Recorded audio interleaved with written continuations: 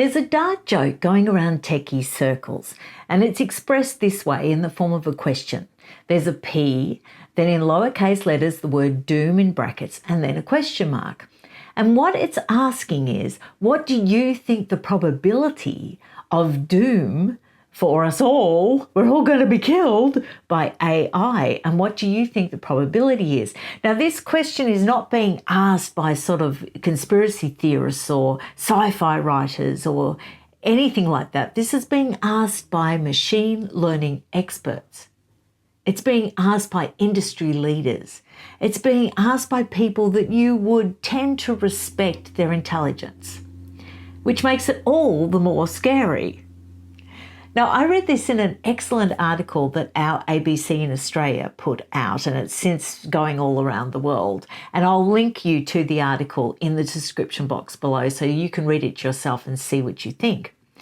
But it fascinated me because they were talking about how they were frightened that AI might learn to cover their tracks, might use sleight of hand, so that even though the AI may be becoming a rogue element, that they're clever enough to cover it up. So they sort of explained that in a way that maybe AI is starting to couch answers to people based on who they think that person is, or in other words, who they think is asking the question, and couching their answers to appeal to that particular sort of person so that their answer will be greeted favourably, which is pretty terrifying. So why am I bringing up about AI on my channel, a book review channel?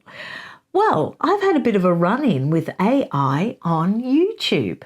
Nothing too scary, but significant enough that I want to tell you about it. Now, I went delving over the last week because I wanted to improve my SEO, and there are many services that you can pay for that enable you to ensure that you're SEOing your videos properly, so they get picked up in search and so that they get enough reach, because I just had a feeling that I was probably being a little lazy, just making videos and sort of putting them up and hoping for the best. I thought maybe I should be a little bit more professional about this.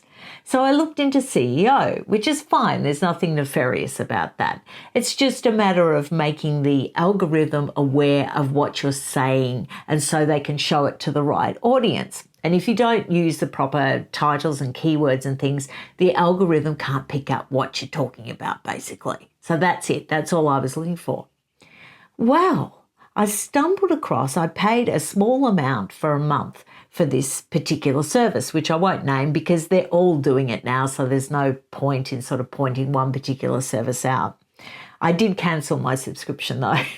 Anyway, you can get AI suggesting ideas for videos. Now, I found them to be completely useless because they were about subjects that I wouldn't talk on, and 2, they were old news, and 3, they were ill-informed, and 4, they weren't sort of referring to anything that I could, reference to verify any of the claims. But then there was an even darker turn to just giving me an AI title. I could actually click on that and decide that I was going to use it, and it would give me a full script.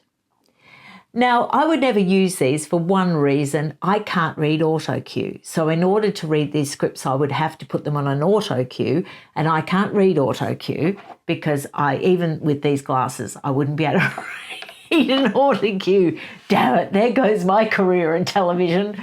But there's that practical reason, but also, I thought they sounded pretty silly. They didn't give a lot of information, but what they did give was a lot of sensation. So these massive, sensational, clickbaity headlines and these seemingly exciting stories that they're going to reveal all.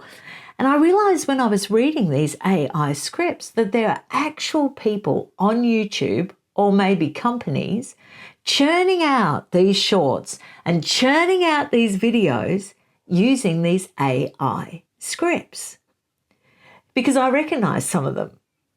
Now, it's not anyone you like. It's not anyone that you watch, because I can see in my analytics, similar channels that people that watch my videos watch. So I can assure you that anyone in those lists of channels is not using AI scripts. They are not. But you might have stumbled across some of these on YouTube, and they often have just photographs, being shown, a lot of photographs being shown. Now, Real Housewife Recaps uses photographs. I'm not talking about her. I'm not talking about anyone that you know, okay? But there are some channels where they just do photographs, and they say these most outlandish things about the Harry and Meghan saga, for example, or the royal family, or whatever new scandal has sort of appeared in the news. And then these AI scripts are read by these automated voices, but the automated voices are so good now, you can't tell they're automated. And it makes me furious because here I am absolutely killing myself researching and writing scripts. And a lot of other people do that as well. One video can take me up to 3 days to research, write out the script, record and edit. One 8-minute video can take me 3 days.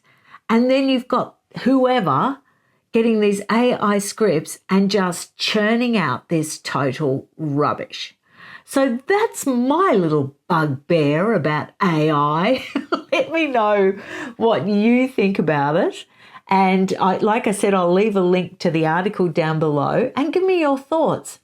Because it is scary, isn't it? Because we're not really sure now what we're listening to, just how genuine it is, and how verified it is, or how researched it is, or even if a real person is delivering it to us. I'll see you again really soon. Bye.